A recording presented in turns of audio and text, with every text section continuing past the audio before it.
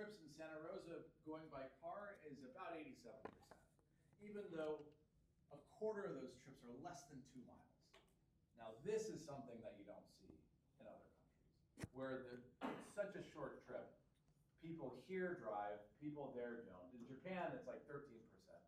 And so I know some people might think, well,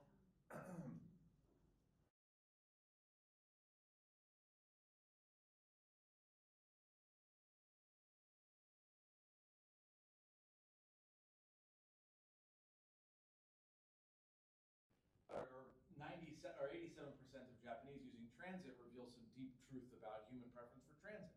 All it reveals is the preference for getting where you need to go, given the options available, and the infrastructure that's been optimized for. We optimize for cars, we get cars. If you optimize for other things, you'll get other things. Again, yeah, Italy, we don't have exact data on percent trips taken for Prato. Maybe they do have it, I couldn't find it. But there's no reason to think it's not too dissimilar from 60%. And if we could bring it down, we can get a city that looks a little bit more like Prato, or a little bit more like Tuscany, and a little less like Torrance, you know? So I know we can do it because we have done it. This is Santa Rosa, 1904, 4th Street. The sidewalks are wider than they are today. We narrowed our sidewalks, made it more difficult for pedestrians. There's multiple uses on the street. You've got cars, you've got horses, you've got buggies, you got a light rail, you got track going through the middle here. And you also have got density. There's no blocks here broken up by big parking garages, dead space where no commerce happens, no memories are made. People aren't tweeting about their great time in Santa Rosa. Here's another picture of Santa Rosa from 1952.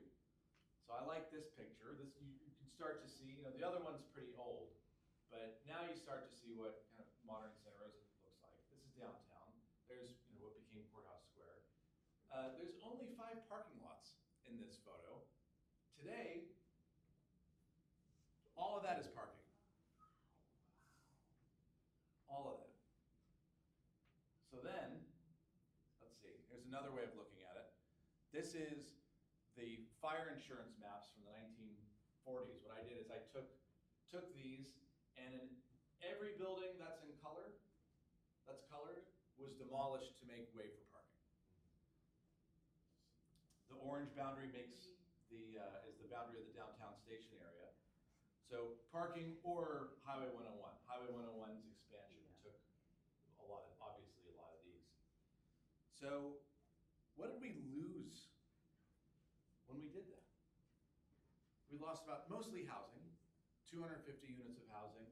We lost 72 storefronts, commercial storefronts, billiard halls, furniture stores, printing presses, grocery stores. We also lost some manufacturing, some non-auto industrial. We lost entertainment, a bunch of movie theaters, and we also lost some government and community buildings, a masonry hall and that sort of thing. We lost a lot, and that took away the vibe, kills the vibe, takes away reasons. When you make it easier for people to access downtown or any space by car, you give them more reasons to access the space in the first place, because storing cars take up so much space. It's got to come at the expense of something else. And in Santa Rosa, it came at the expense of all this. Question? When you say they were demolished, these things were demolished to provide parking, they were demolished for that purpose, or they were out of use and then they got replaced at a later date with a parking need? It's a mix. Okay, it's a mix. Some of them fell into disrepair. Yeah, okay. Some of them and look, the economy in the 1950s, commerce was moving to more suburban kind of designs. Yeah. And so not all of it was explicitly demolished. We're going to tear this down and build a parking lot. Yeah. Some of it, the economy changed to a post-war economy. Commerce moved to Montgomery Village, and it moved to elsewhere, and then parts of downtown fell into disrepair, and they turned into parking. And earthquakes. Yeah. Well, most of those photos are post, 06, right? So let's see. Santa Rosa wasn't alone in this, right? This isn't something we inflicted on ourselves that's unique. This is Birmingham, Alabama, same corner from 1911, 2022. This is Milwaukee, Same area. There's a whole neighborhood demolished for car infrastructure. This is Detroit. This is back actually 1959, so it's 3 years later. It's completely demolished that entire neighborhood. 1906, this is since, hold on. Kansas City, completely gone. Wow. This is Albany, New York. All this, gone. Parking lots mostly. Cincinnati, Ohio is my favorite one. Cincinnati at one point looked like Vienna. So it's sometimes said that, well, American cities were built for cars. American cities were destroyed for cars. Right. So can we create space for more people, not cars? Can it be done? Yes, we've done it in the past, but more recently, other countries have done this. So again, with the annoying European examples, you've all heard of Amsterdam. Well, the Dutch are different. They got different values. Their streets used to be choked with cars. This is not an ancient, it's not like they never adopted cars there and they just kept the cars out. No, they had thick traffic problems, just like we do in our North American cities. And then in the 70s, they got a jump on us. They started first. In the 70s, they said, oh, no more. We're not gonna do this anymore. And so they gave the space back to cars. And it's one of those things where, like, remember in the 90s when we voted on banning cigarettes from restaurants?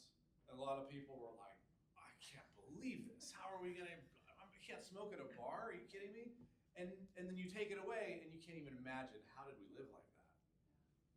Strong suspicion, everywhere this happens, that's the stages of expectation.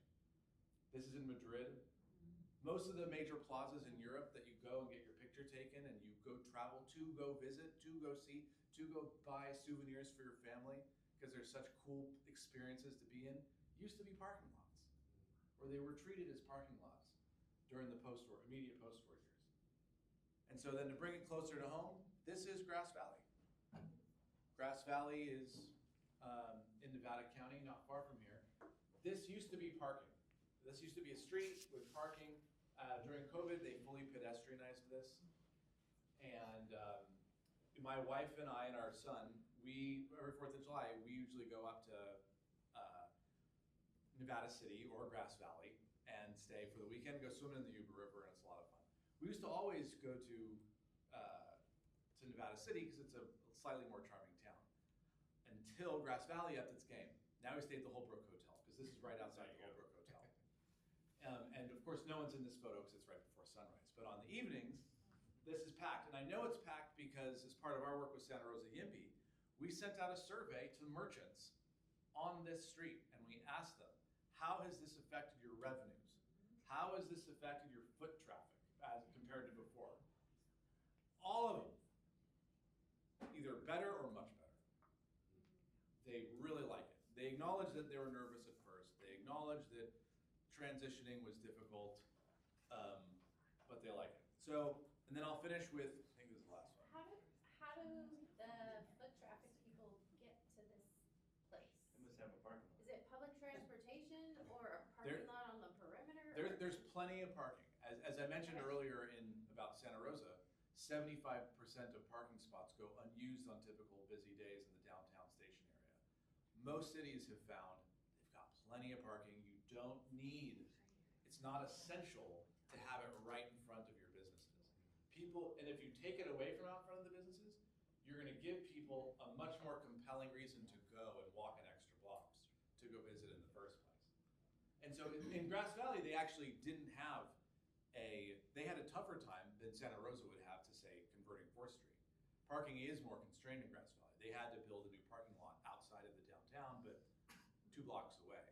So they actually had to do it. Santa Rosa's got a big surplus of parking. We wouldn't have to do that necessarily. And then I'll just close on this. When it comes to bikes and how to make bikes work, a bike network is only as good as its weakest link. And I know this because I'm a bicyclist. I'm not a touring cyclist, but I like to get my groceries on bikes, run errands on my bike. Most of our bike infrastructure is over here. It serves the 1% of people who are brave enough to use it. We need to stop building for this 1%. Like, I'm part of the 1%. I'm guilty. I'll ride my bike anywhere. But I'm not gonna let my son ride it there. If I'm riding with him, we're not gonna go there. So when you see a bike lane that's not protected, challenge yourself to think of that. It's not a bike lane. That's a car shoulder with a bike painted on it. Because that's what it is. And so if you really want to mode shift, you have to start building like this. Areas where car traffic, you can still have car traffic, but it's slowed down. The streets are narrow, the infrastructure naturally slows the car down. You have completely separated lanes for the cyclists, which the cars love too. Drivers don't like driving around, weaving in and out of cyclists. They want fully separated lanes as well. And when you do that, you start creating places that are friendly for pedestrians, which invites more commerce. And yeah, the merchants are nervous at first, but in most places this will work. And so with that, I've also just kind of taken from, throughout I've been operating under the assumption that everyone agrees that car dependency is bad. So let me just close by quickly stating the reasons why I think car dependency is bad. One, climate. It's obviously our greatest source of emissions. Our cars and trucks, they account for 59% of emissions in Sonoma County. Expenses, cars are extremely expensive. The top cost of an average American California household about $5,000 a year to operate a car, between taxes and insurance and repairs and registration. This is a huge tax for people who don't want it. If you want a car, that's great, but a lot of people don't or would prefer to have an option to not have it, but they can't because our infrastructure won't allow it. They have to do it. Fiscal solvency. Cars use space that could be put to a much better use, generating sales tax and property tax revenue in cities with revenue challenges. Hint, hint, wink, wink, Santa Rosa. As soon as you tear down, as soon as you replace a parking lot with a new condo, the value of that property shoots up. That property tax revenue increases dramatically. The sales taxes from whatever's on the ground floor contributes. This is a budget, a fiscal solvency issue, as well as a climate issue and an expenses issue and everything else. And then finally, safety. About 10 people are killed in car accidents each year in Santa Rosa, including 2 pedestrians. There's no telling to say if 90% of our trips didn't have to be by car, how many lives we would save. I don't know. We'd probably save a couple. The current data in the United States right now is that 1 out of every 25 5-year-olds, so basically 1 in every kid in a kindergarten class won't survive to see the age 40. Tough for me to say. I've got a 5-year-old who's in kindergarten right now. Odds are that someone in his class isn't going to make it to 40. And the biggest reasons for that, it's 2 big reasons for that. Gun violence and cars. That's the big separator in the United States. Now, guns are in the Constitution, but cars aren't. We've got a lot of power here to do something about it, to do something about this. Should be embarrassing. So anyways, happy to take questions. Yes? So, building on what Chris just showed us in the last presentation, something like 44% of the vehicle miles traveled are in Santa Rosa. Yeah. And so, taking this together, again, we're a huge county, and there's a question of connectivity across the county, which is probably much more difficult, versus connectivity within a town. So is your proposition that, these ideas be really constructed within the major cities initially versus trying to connect, roadways? Because the active transportation plan just came out. Yeah. Sonoma, it's been difficult to get easements and to have proper roads, even biking lanes, even down 12. What is it, 30 years on, and we still don't have it. Yeah. So just curious how you see the prioritization of. I think this should be our prioritization. The trips under 2 miles. That's where most people will ride. I think for trips that are under 2 miles, the average person who's not an avid cyclist will go, yeah, we got nice weather. I'll take a 10-minute stroll on my bike, and it'll be if it's pleasant, if the experience is pleasant and time competitive and cost competitive with driving, I think that's where you're gonna get the mode shift. You hear talks, there's a debate right now about the bike lane across the Richmond Bridge. Sorry, but the connecting Richmond to San Rafael is 12 miles across a windy bridge that goes up, 300 feet. You're 1%. That's why only 8 people use it every day. Should we do that? I don't know, maybe not, but that's not this. This is where I think we should focus. Small trips between homes and groceries and daycares and that sort of thing. Yeah. I'm gonna steal from you, Adrian, because I love the way you say that we're not closing 4th Street as a suggestion. We're opening 4th Street Yes. to pedestrians, so I love that. Love it. Have you done the business survey? What do they think? City council, are they on board? I know there was rumblings of closing 4th Street under the previous mayor. Opening 4th Street. Yes. Oh, sorry. Yeah, Yes. it's really easy. I just said that. I know. I do it too. I just said it. I do it too. I think I did it earlier. So I mentioned the survey that we sent out. I developed that survey in tandem with Scott Adair, the city economist. I said, hey, we're going to survey other cities about how their merchants have reacted to this.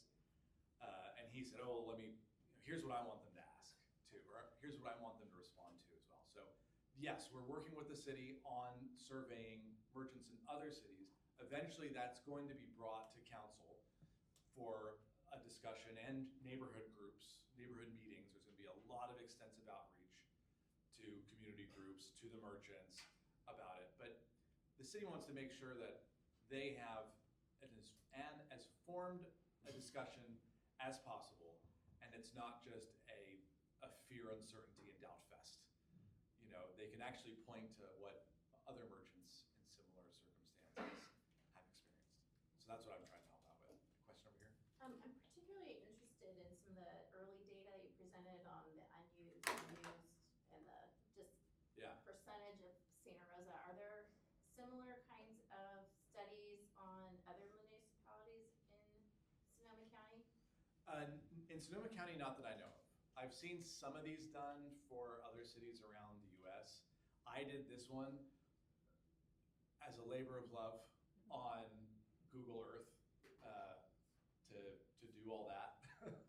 But no, I haven't done another Sonoma County city. I've thought about doing other cities that I consider peer kind of economic competitors to Santa Rosa, like I think Sacramento, maybe Novato, Napa.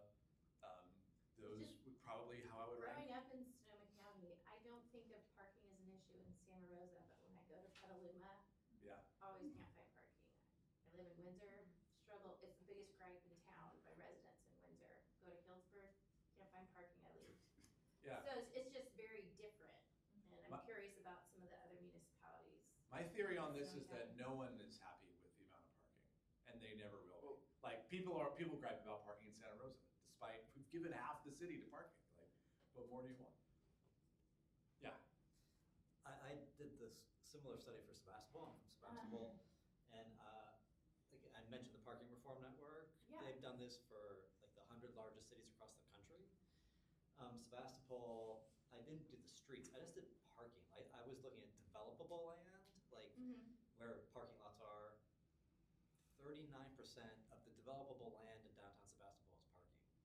Like that could be businesses, it could be homes, it could be all kinds of more financially productive things, but 39% of downtown Sebastopol. That's not counting the streets, that's just off the streets. And that's probably bigger parking. than the amount of space dedicated to housing and businesses for sure. combined. Yeah. And everything else. This it's huge. is more, the amount of space we use for parking is more than what we give to all of our pedestrian space, all of our housing, the rail right of way. But it's a lot of it is all this idea of shared parking too, because downtown Sebastopol we have a Safeway, and we have a CVS, and we have a Rite Aid that all have big parking lots, and supposedly they're private parking lots and you can't park there. The Rite Aid parking lot is almost pretty full. You walk into Rite Aid, there's like 4 people in Rite Aid. Obviously, the parking is being used for something else, and I'm totally fine with that. But it's just such an interesting dynamic, seeing all this excess parking, and then Yeah. going back to your discussion about zoning requiring parking. Yeah, And so it's just such a conflict. yeah. And We it's- require all this parking that we just don't use. And it's also a vicious cycle, because the more parking you have, the more you need to use your car, because it creates vast distances between places that are uninteresting and unproductive to walk. One of my favorite jokes, at the cost of ruining my reputation among some of you, I'm a huge Dodgers fan. Because my family was from New York, and they moved to LA 2 years after the Dodgers did, from Brooklyn. And so I, credibility. My favorite joke is that it's not my favorite joke, but it's a good one. You can fit 11 Dodger stadiums in the Dodger Stadium parking lot. That's how much parking doesn't scale. Anyone remember the computer game SimCity? If you're an urban wonk, the interview with the guy who made that. He wanted to he sat down with his programmers and they said, we want to make the most accurate urban planning experience we can do. And they got down to everything and they said there was one variable that totally fucked up the game. Parking. Because if you accurately allowed for parking to consume as much land as it actually does, your city's half parking. And it's not fun. It's not fun to play. It's not fun to be there in real life. So they had to completely undo the algorithm on the gameplay to make parking work for the game. And the other side of it is when I have friends visiting from New York City, they go, oh, how great it is to just pull in park and not have to worry about how you're going to get there. And I think that part of our urban, Marin Sonoma it was convenient to live away from everything. Drive your car, park here, go to these different stores, and then drive back home. Yeah, I mean, I'd say it was convenient when the population was half what it is. The problem is that cities aren't static places, they grow.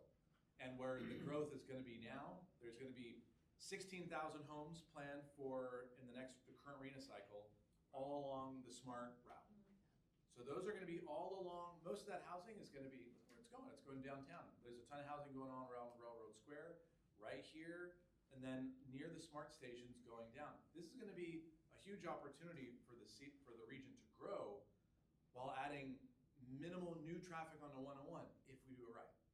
And that's gonna create more opportunities to build walkable places so we can add people without having to add more lanes and more parking like we did in the past, because you don't scale. If you want cars, don't scale. In order to serve the Santa Rosa Plaza, you need a plaza parking lot that has a surface area of 9 football fields. You end up giving away half your city. We've got 5 parking garages in Santa Rosa as it stands right now. Yeah. And 2 of them need $2 million